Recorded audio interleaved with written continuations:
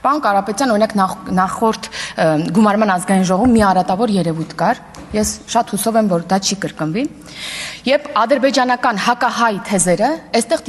տիրաժավորվում էին ընդդիմադիր պատգամավորների կողմից։ Օրինակ շատ բարձր է հնչել Զանգեզուրի միջանցք, Մեղրին կտրվում է Հայաստանի Հանրապետությունից, այս թեզը Ադրբեջանում գեներացված։ Հայաստանի ընդդիմությունը մեծապես օգտագործել։ Տիկին Աննա Գրիգորյանը 100 անգամ ասել է, որ դա միջանցք է, երբ օգոստոսի 8-ի փաստաթղթերը հրապարակվեցին եւ այլևս անհնար էր դա ասել, ասաց ես ոչ չեմ ասել դա բան է, Զանգեզուրի միջանցք է դա, ես դա չեմ ասել։ Այդ կտորները իմ էջում էլ է հրապարակված, եթե պետք լինի նորից կարող եմ նաեւ ցույց տալ։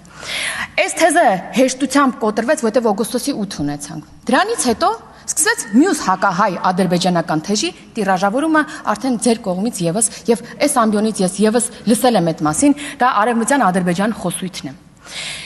Երբ այս թեզը հիմնականում տենց շատ շրջանառվել է 2023 թվականին եւ մենք վարչապետի գլխավորությամբ շատ ակտիվ սրա դեմ պայքարել ենք, անգամ միջազգային հարթակներում կարող եք գտնել վարչապետի ելույթները եւ ադրբեջանցի պաշտոնյաների հենց դիմաց խոսակցությունները եւ այս դեպքում մենք իհարկե աջակցություն չստացանք Հայաստանի ընդդիմության կողմից, այս հայանպաստ գործունեությանը աջակցություն չստացանք, բայց այստեղ շարունակվեց էլի հակահայ ադրբեջանական քարոզչությունը այս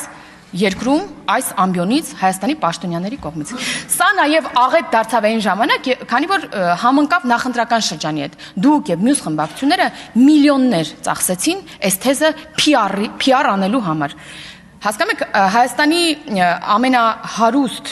հայ բարերար Սամվել Կարապետյանը իր միլիոններից տրամադրեց հակահայ ադրբեջանական թեզերը PR անելու համար, նաև Հայաստանի Հանրապետության երկրորդ նախագահը։ Եվ սա շատ վատ է։ Ես հիմա մեծ հույս ունեմ, որ խորհրդարանում սա չի շարունակվի, որովհետև հիմա դուք գայս եք մեզ մեղադրում եք, որ ադրբեջանցի պաշտոնյաները այլևս չէին խոսում դրա մասին, ուզում եմ նաև սա էլ ֆիքսենք տևական ժամանակ, եւ հիմա դուք այս սրա մեջ մեզ մեղադրում եք այն ժամանակ, երբ որ դուք խաղաթուղթ եք տվել մյուս երկրի ձեռքում,